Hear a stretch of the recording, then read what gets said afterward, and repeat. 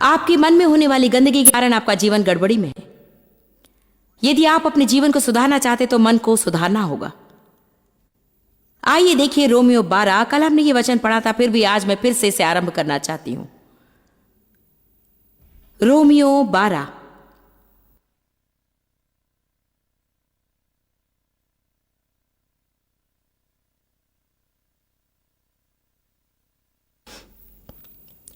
एक नए विश्वासी के रूप में मुझे याद है कि मैं इसे बार बार पढ़ती थी। रोमियो 12 और वचन 2 बड़ा प्रभावशाली वचन है। हम भी सहरी के जीवन के लिए प्रभु की एक अच्छी योजना है, केवल मंच पर खड़े होने वालों के लिए नहीं, परंतु हर एक के जीवन में।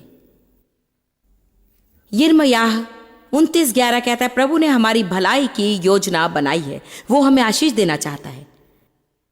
शैतान की भी एक योजना है और परमेश्वर की भी है, और हम जिससे भी सहमत होंगे उसी की योजना हमारे जीवन में पूरी होगी। देखिए, मन एक रणभूमि है। शैतान हमसे झूठ कहता है, वो झूठ का पिता है। वो झूठ आया है और झूठ कहता है। जब एक मनुष्य धोखा खा जाता है तो उसका कारण यह है कि वो झूठी बातों पर विश्वास करता है। वो बात सच न होने पर भी उसके लिए सच हो जाती है, क्योंकि वे उस पर विश्वास करते हैं। आपके विश्वास के अनुसार सब कुछ होगा। ये बात केवल भले कामों के लिए सकारात्मक सोच रखने पर ही नहीं, परंतु बुरी बातों के लिए नकारात्मक सोच रखने पर भी सच साबित होती है। अय्यूब ने कहा, जिस बात के होने का मुझे डर था वही हुआ।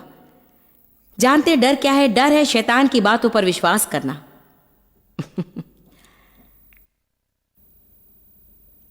जब हम उसकी झूठी बातों पर विश्वास करते हैं, हम घबराकर पीछे हटते हैं। हर किसी को डर लगता है। कुछ सालों पहले मैंने एक छोटे से सिद्धांत को खोज निकाला जिससे मुझे और हजारों को मदद मिली।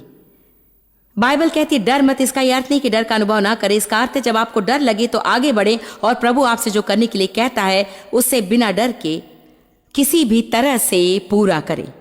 हमें डर के साथ ही काम करना सीखना है। हम हमेशा चाहते कि हमें किसी चीज की अनुभूति न हो या परीक्षा में न लगे। कभी कभी हम सोचते कि सही काम करने का एकमात्र रास्ता है कि सब परीक्षाएं दूर कर दी जाएं, लेकिन ये सही बात नहीं है। मैं ऐसे कुछ काम करती हूं और मुझे कोई डर नहीं लगता, और फिर ऐसा समय भी होता है जब मुझे डर लगता है, विशेष रूप से जब नई परिस्थिति हो। पिछले हफ्ते मैं जमाइका गई थी। मैं यहां जितनी चैन से हूं उतनी वहां पर नहीं थी, क्योंकि यहां की मुझे आदत लग चुकी है। वहां सब कुछ नया था, परंतु हम गए और हमें महान सफलता मिली। अनेक लोग कभी पानी में नहीं चलते क्योंकि वे कभी नाव से नहीं उतरते। वे अपने जीवन में डर को जगह देते हैं, और वो डर शैतान के द्वारा बताए गए झूठ से आता है। परमेश्वर के वचन को जानना अधिक महत्वपूर्ण है। केवल सत्य ही हमें स्वतंत्र करता है। हमारे लिए प्रभु ने अच्छी योजना बनाई है। शैतान उसे बिगाड़ने की कोशिश करता है, क्योंकि उसकी भी योजना है। वो झूठी बातें बताकर और आपको परीक्षा में डालकर उसे बिगाड़ देता है। आपको अपने आप से पूछना है कि आप किसके साथ सहमत हैं। यदि शैतान आपसे कह रहा है आप कभी भूतकाल को भुला नहीं सकते, तो वो झूठ है। वो पूरा झूठ है, क्योंकि बाइबल कहती है कि उसकी करुणा हर दिन नहीं होती है। हम वचन में पाते कि वो दूसरा मौका देने वाला प्रभु है, तीसरा मौका, और कभी कभी उतने मौके जितना देना पड़ता है ताकि हम सुधर जाएं। यदि आप कभी प्रभु से ना हटेंगे तो वो कभी आपको नहीं त्यागेगा। उसके लिए कोई खाई इतनी गहरी नहीं कि वो आपको उससे निकाल न सके। प्रभु का हाथ लंबा है। बाइबल कहती, क्या यहोवा का हाथ इतना छोटा है कि वो बचा न सके? मैं खुश हूं कि प्रभु का हाथ छोटा नहीं, उसकी बाहें लंबी हैं। मेरे जीवन में मैं बहुत गड्ढों में रह चुकी और उसे नीचे उतरकर मुझे बाहर निकालना पड़ा। आप चाहे कहीं भी आरंभ कर सकते हैं, मुख्य बात है कि आप कहां समाप्त करते हैं। मैं आपके बारे में नहीं जानती, परंतु मैं योजना बना रही हूं कि दौड़कर सीमा रेखा पार करूं। शैतान इसे नहीं चाहता। वो नहीं चाहता कि हम आरंभ करें, पर जब हम आरंभ करते हैं तब वो लगातार कोशिश करता है कि हम उसे पूरा ना करें। आपके जीवन के लिए प्रभु की एक योजना है। रोमियो 12:2 में बाइबल कहती है, इस संसार के अनुरूप आचरण मत करो। इसका अर्थ क्या है? संसार की तरह मत सोचो, संसार के समान काम ना करो, संसार की तरह बातें ना करो, संसार की आर्थिक योजना को मत अपनाओ। हर एक बात के लिए प्रभु की एक योजना है, परंतु हम उसकी योजना की ओर ध्यान नहीं देते क्योंकि वो हमारी समझ से बाहर है। एम्प्लीफाइड बाइबल कहती है, शारीरिक मन पवित्र आत्मा के बिना सोचता और अनुभव करता है। आप अपनी बुद्धि के अनुसार जीवन जीकर कभी नहीं सोच सकते कि बातों का अर्थ होना चाहिए और नहीं आप आत्मा में चल सकेंगे, इससे कुछ नहीं होगा। यदि आप आत्मा में चलना चाहते तो आपको अपने मनोभाव के अनुसार जीवन छोड़ देना होगा। मेरे कहने का अर्थ है कि आपको जांच परख कर जीना चाहिए।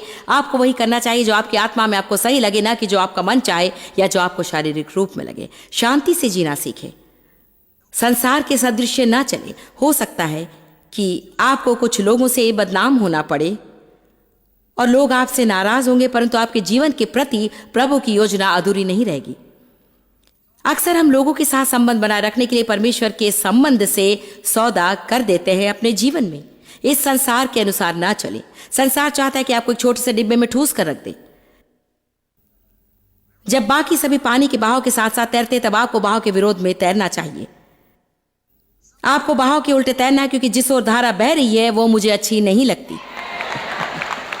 हालेलुया। खैर, सभी ऐसा करते हैं तो क्या।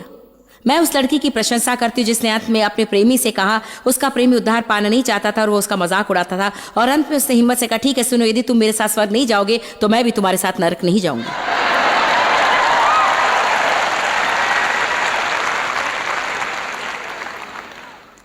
इस संसार के अनुसार आचरण मत करो, इसे अपने दिमाग में उतार लें। परंतु तुम में बदलाव हो। कैसे? मन के नए होने से। हम में बदलाव कैसे होगा? कोई आकर हमारे ऊपर जादुई छड़ी नहीं घुमाएगा।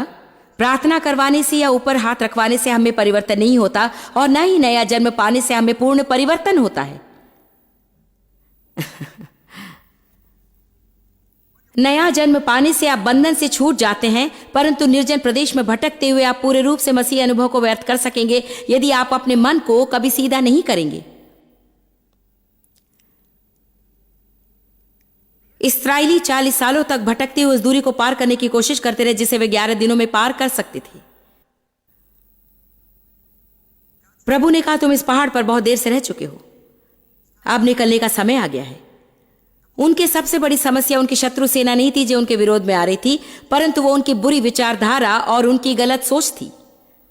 वे सदा कुड़कुड़ाते रहे, वे कुड़कुड़ाते, बुड़बुड़ाते और शिकायत करते रहे। जो भी शिकायत करता है वो परमेश्वर से समाधान पाने की बजाय अपनी समस्याओं के बारे में ही सोचता रहता है। ओ हाँ, हम जिस घर में रहते वहां एक कमरा है जो मेरी समस्याओं का कमरा कहलाता है। मैंने एक संदेश सुनाया था जिसका विषय था विचारों से बना घर। मैंने ईंटों को आपके सामने रखा था। मैंने बताया था कि हमारी हर एक सोच घर की एक ईंट के समान है जिसे हम बनाते हैं। कभी कभी हम शत्रु के साथ दीवार खड़ी कर देते हैं क्योंकि हम उसके सारे विचारों को सुनते हैं। दृढ़ गढ़ एक ऐसा क्षेत्र है जो हमारे विचारों में शैतान के अधीन रहता है।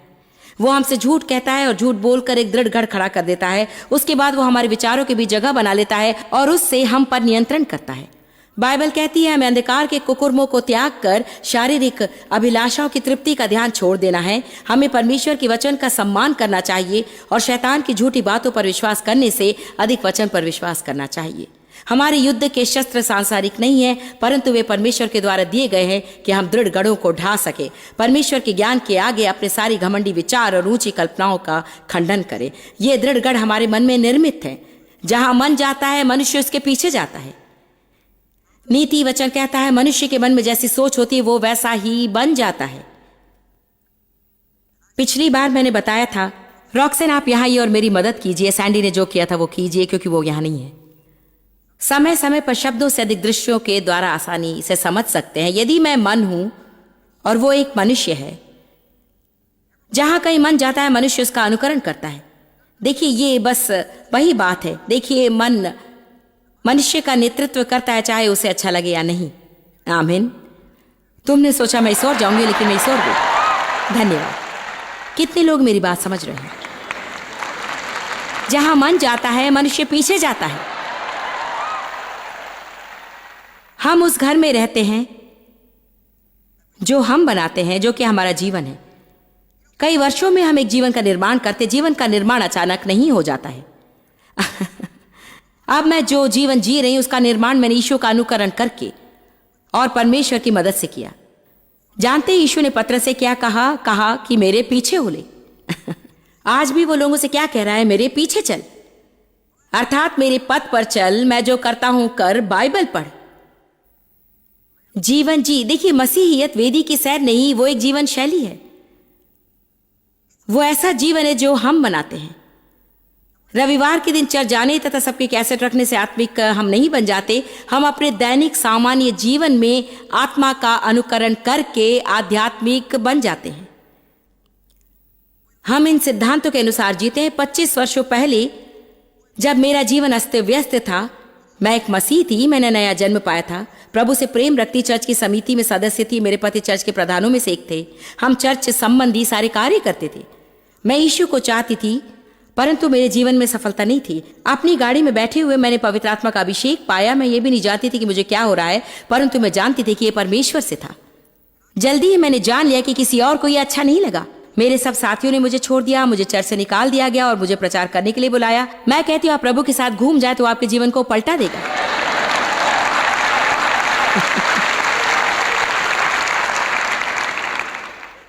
संसार में तुच्छ समझी जाने वाली चीजों को चुनकर उनके द्वारा महान और सामर्थ्य काम कर दिखाना प्रभु को अच्छा लगता है। बाइबल कहती है, परमेश्वर ने जगत के अज्ञानियों और निर्बलों को चुना है कि ज्ञानवानों और बलवानों को लज्जित करे। 25 वर्षों पहले मेरी गाड़ी में प्रभु ने मुझे पकड़ा। हाँ, मेरा जीवन अच्छा है, मेरे बच्चों ने उद्धार पाया है, मेरा विवाह संबंध बहुत ही मजबूत है, हमारी सेवकाई विश्वव्यापी है, हम भविष्यवाणी करते हैं, हम अनेक लोगों की सहायता करते हैं, मेरे पास अच्छे कपड़े हैं। परंतु मैंने इससे आरंभ नहीं किया। मुझे याद है 25 वर्षों पहले जब मेरा मन परेशान था और नकारात्मक और आलोचनात्मक था, उस समय मैं रोमियो 12:2 पढ़ा करती थी। मेरा किसी पर भरोसा नहीं था, किसी को नहीं चाहती थी। मेरी बहुत सारी समस्याएं थी। अपने मन को पूरा नया बनाए, पूरे रूप में मन को नया बनाओ। आज मेरा जीवन उत्तम है, परंतु वो ऐसा जीवन है जिसका निर्माण एक बार में कीट रख कर किया है। प्रभु हमें बदलता है, परंतु धीरे धीरे काम करता है। यदि आपके जीवन में परेशानी नजर आए जिसे आपने 40 वर्षों में बनाई, तो 2 ही हफ्तों में उसे न सुधारने पर आप परमेश्वर पर नाराज ना हो।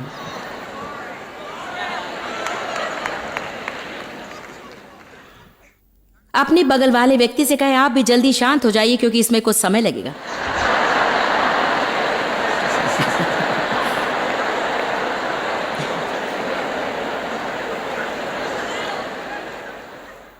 मैं आशा करती हूं कि टेलीविजन के दर्शक भी मेरी बात समझ रहे हैं। शांत हो जाएं। हम परमेश्वर की प्रतिज्ञाओं के उत्तराधिकारी बनते हैं, केवल विश्वास द्वारा नहीं, वरन विश्वास और धीरज द्वारा। इब्रानियों हमें यह बताता है। हमारे जीवन में जब परमेश्वर काम करता है तब हमें धीरज धरना चाहिए। वो हमें धीरे धीरे दिन पर दिन महिमा से महिमा में ले चलता है। परमेश्वर ने हमारे लिए सुखी जीवन की योजना बनाई है, परंतु जब तक हम ऐसा जीवन जीना ना सीखे जो प्रभु को पसंद हो, तब तक हम उस सुखी जीवन को नहीं पा सकेंगे। पिछली बार हमने सीखा था कि हमारा ये घर है जो हमने बनाया, जिसके अंदर अलग अलग कमरे हैं। उसके बाद हम घर को सजाने लगे हैं। हमने कहा कुछ लोगों को इसे पूरी तरह तोड़कर दोबारा बनाना है। शायद कुछ लोगों के लिए 1-2 कमरे ही अस्त व्यस्त होंगे, आपको उन्हें साफ करना होगा। इसे हम कहते हैं अपने मन को शुद्ध करो। कल इसका पहला भाग सुना और ये दूसरा भाग है। हमने क्षमाहीनता के कमरे के बारे में देखा, जहां हम तब जाते जब हम किसी को क्षमा करना नहीं चाहते और वहां बैठकर उनके द्वारा किए गए सब कामों के बारे में सोचना चाहते हैं। हमने भूतकाल में जाने के कमरे पर चर्चा की, जहां हम जाकर बीती बातों को सोचते हैं, भूतकाल में हुई अच्छी या भूतकाल में बुरी बातों के विषय। यादें अच्छी होती है। हम फोटो एल्बम निकाल कर अपने बच्चों के बारे में बताते कि वे बचपन में कैसे थे। ये सब आनंद की बातें। मैं इसके बारे में नहीं कह रही हूँ। मैं हर समय भूतकाल में जीने के बारे में कह रही हूँ। भूतकाल में जीना। यदि आप भूतकाल में जिएंगे तो भविष्य को खो देंगे। आगे हम जिस कमरे की चर्चा करेंगे वो है मेरे पास कुछ नहीं है और मैं कुछ नहीं कर सकती का कमरा। यह ऐसी जगह है जहां पर हम, मेरे ख्याल से हम अपनी जिम्मेदारियों से घुटने टेकने के लिए जाते हैं। मेरे पास कुछ भी नहीं है। आप मुझसे क्या चाहते हैं? मैं कुछ नहीं कर सकती। मैं एक गृहिणी हूं, मैं एक दुकानदार हूं, मैं तो गड्ढा खोदने वाला हूं। देखिए, यीशु एक बढ़ाई था, पतरस एक मछुआरा था, मत्ती एक चुंगी लेने वाला था। जब मैं बिस्तर बिछा रही थी तब प्रभु ने मुझे बुलाया। आप जीवन में किसी भी जगह पर हो, प्रभु वहां आकर आपको बुलाने में प्रसन्न होता है। किसी के आत्मिक वरदान की ताक में रहना छोड़िए और अपने वरदान को आत्मिक बनाइए। आप कुछ तो कर सकेंगे और वो उतना ही महत्वपूर्ण होगा जितना कि मैं जो कर सकती हूं। यदि आप लोगों के सामने आकर खड़े नहीं हो सकते तो इसका यह अर्थ नहीं कि आपका वरदान महत्वपूर्ण नहीं है। ऐसी एक सभा को चलाना अनेकों के लिए आसान नहीं। यदि मेरे पास ये लोग ना होते तो शायद मैं यहां खड़ी नहीं हो पाती। एवरेट हेल नाम के व्यक्ति द्वारा लिखा यह कथन मुझे पसंद है। सच बात यह कि मुझे इस कथन से प्रेम है। मेरे ख्याल से इसी ढंग से हमें सोचने लगना चाहिए। मैं केवल एक ही हूं, पर एक हूं। मैं सब कुछ नहीं कर सकता, परंतु कुछ तो कर सकता हूं, और मैं जो कर सकता हूं उसे करना है, और प्रभु की दया से मैं उसे अवश्य करूंगा। प्रभु आपसे वो करने को नहीं कहता है जो आप नहीं कर सकते। वो चाहता है कि आप उसे सौंप दे और विश्वास करें कि आपके पास जो है वो सब उसे दे देने पर वो उसमें अपनी सामर्थ्य उंडेलेगा और आपके द्वारा कार्य करेगा। मेरे पास प्रभु को देने के लिए मुंह के अलावा कुछ भी नहीं था। मैं मसीह की देह में मुंह बन गई हूं।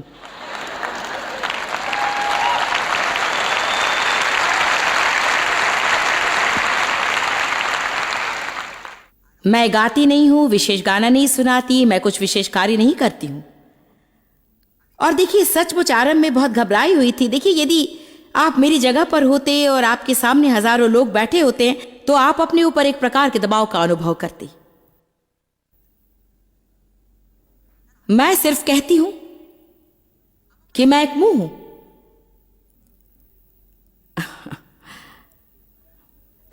सिर्फ एक मुंह। परमेश्वर लाखों लोगों को बदलने के लिए मेरे मुंह का उपयोग कर रहा है। कम से कम अनेक लोग कहते हैं कि वे बदल रहे हैं।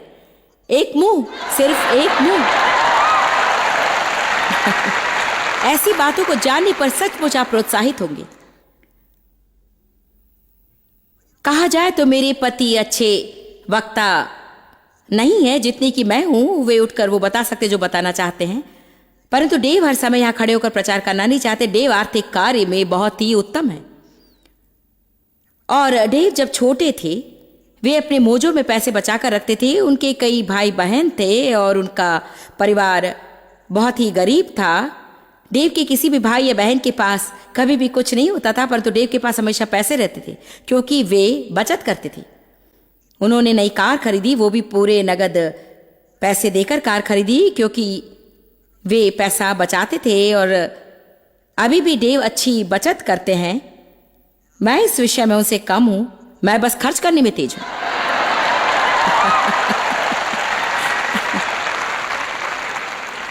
मैं हमेशा अपने बिल चुका देती हूं और अच्छा आयोजन करती हूं, परंतु सच में आर्थिक वरदान उनके पास है तो प्रभु एक मुंह को उसके साथ जोड़ता है जिसके पास आर्थिक वरदान होता है। हाँ, मैं ऐसी हूं कि कह देती हूं मुझे मांस और आलू दे दीजिए और बस हो गया, परंतु किसी को तो उन बातों से निपटना है। चलिए, हम सब का एक भाग है और प्रभु हम सबको एक साथ मिलाता है कि उसके कार्य को उसके नाम में करे और सारी महिमा उसे ही दे। परंतु आप ये कहना छोड़ दें कि आप कुछ नहीं कर सकते और आपके पास कुछ नहीं है। आपको उपलब्ध सामग्री की एक सूची बनानी होगी जो आपके पास बची हुई है, और जो कुछ आप में बचा हुआ उसे प्रभु को दे दीजिए और प्रभु उसमें अपनी सामर्थ्य उंडेलेगा और उनके द्वारा कुछ करेगा। चलिए देखते हैं निर्गमन 4।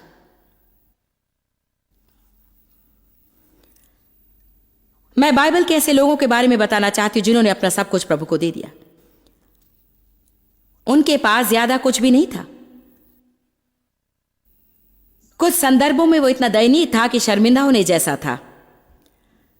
निर्गमन 4:1। मूसा ने उत्तर दिया, परंतु देख वे मुझ पर विश्वास नहीं करेंगे, मेरी बात नहीं सुनेंगे, क्योंकि वे कहेंगे प्रभु ने मुझे दर्शन नहीं दिया। प्रभु ने मूसा से कहा, तेरे हाथ में क्या है? उसने उत्तर दिया, लाठी। वो लगभग एक छड़ी की तरह थी, चलने में सहायक लकड़ी। और उसने कहा, इसे भूमि पर फेंक दे। मूसा ने उसे भूमि पर फेंक दिया तो वो सर्प बन गई। फिरौन के लिए सर्प राजकीय और ईश्वरीय चिन्ह जाना जाता था। और मूसा डर कर उसके सामने से हट गया। यहां क्या संदेश दिया गया है? मूसा ने कहा, वे मुझ पर विश्वास नहीं करेंगे, मैं इन लोगों को गुलामी से बाहर नहीं ला सकता, तुमने गलत आदमी को चुना है। मूसा बताना बंद कर दे कि तुम्हारे पास क्या नहीं और क्या नहीं कर सकते हो। तेरे हाथ में क्या है? एक छड़ी, वो मुझे दे दो। और उसने उसे अपनी सामर्थ से भर दिया। देखिए, प्रभु किसी भी दयनीय वस्तु का उपयोग कर सकता है। उसने नबी से बातें करने के लिए गधे को चुना। अर्थात यदि प्रभु गधे को उपयोग कर सकता है तो मुझे और आपको भी कर सकता है।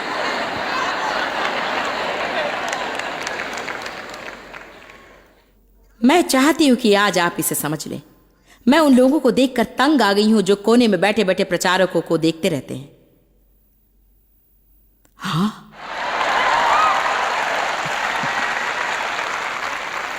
ओ काश आप सब तरह की आशा रख सकते हैं, परंतु उन्हें पूरा करने के लिए रीढ़ की हड्डी होनी चाहिए। हाँ, जब आप बिना कुछ के आरंभ करते हैं तो डर लगता है, परंतु छड़िया मुंह काफी है। जानते हैं आपके जीवन में परमेश्वर की इच्छा क्या है? एक बार में एक कदम। हमें अपने सामने एक नक्शा रखना चाहिए ताकि हम संपूर्ण योजना देख सकें। यदि आप कोई कदम नहीं उठाएंगे तो कभी भी नहीं जान सकेंगे कि प्रभु क्या चाहता है। वे कदम डरावने होते हैं, उन्हें बढ़ाना आसान नहीं होता। एक छड़ी, उसने छड़ी को अभिषिक्त किया, उस छड़ी में अपनी सामर्थ्य डाली। उसने उस छड़ी से लाल समुद्र को विभाजित किया। अपनी छड़ी समुद्र की ओर बढ़ा। सब कहिए एक छड़ी। ओ, परंतु मैं कहती हूं, हम अपने कमरे में जाकर सोचेंगे, मेरे पास कुछ नहीं है, मैं कुछ नहीं कर सकती, प्रभु मेरा उपयोग नहीं कर सकता। काश मैं जायज की तरह होती।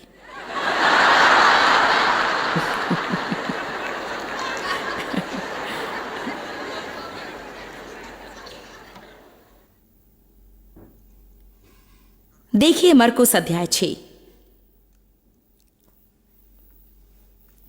वचन 34। यीशु ने उस विशाल जनसमूह को देखा तो उस पर दया आई, क्योंकि ये लोग उन भेड़ों के समान थे जिनका कोई चरवाहा न हो। वो उन्हें अनेक बातों की शिक्षा देने लगा। जब दिन ढल गया तब चेले उसके पास आकर कहने लगे, ये सुनसान स्थान है और दिन ढल गया है, लोगों को विदा कर दो कि वे आसपास के गांवों में जाए और अपने लिए कुछ खाने को मोल ले ले। परंतु यीशु ने तो दिया, तुम लोग ही इन्हें खाने को दो। ये मुझे अच्छा लगता है क्योंकि हम सदा चाहते हैं कि सभी अपनी अपनी समस्याओं से खुद ही निपटे। यीशु ने कहा, तुम ही इन्हें खाने को दो। उन्होंने कहा, उन्हें देने के लिए हमारे पास कुछ भी नहीं है। तुम हमसे क्या आशा कर रहे हो? क्या जाकर 200 रुपए की रोटी लाए क्योंकि हमारे पास इतना ही और चाहता है कि 5000 लोगों को भोजन दे? देखिए, उनका मन कमियों को देखकर बंद था और इसलिए कि उन्होंने ये नहीं सोचा कि जरूरतें पूरी करने के लिए उनके पास पर्याप्त नहीं था, वे कुछ नहीं करना चाहते थे। सोचिए, यदि हर एक व्यक्ति उससे जितना हो सके करने लगे तो हमारे समाज में क्या होगा?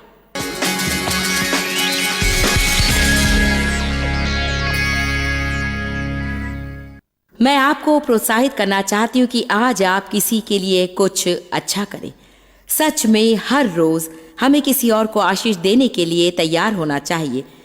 मैंने एक स्वार्थी स्वकेंद्रित व्यक्ति के समान जीवन बिताया और अब मैंने खुद को प्रशिक्षित किया कि सच में दूसरों के विषय सोचूं और ऐसे मार्ग ढूंढूं कि मैं दूसरों के लिए आशीष हो जाऊं। और मैं आपको बता सकती हूं कि जब मेरे मन में केवल मैं ही थी, उस वक्त से मैं अब बहुत खुश हूं।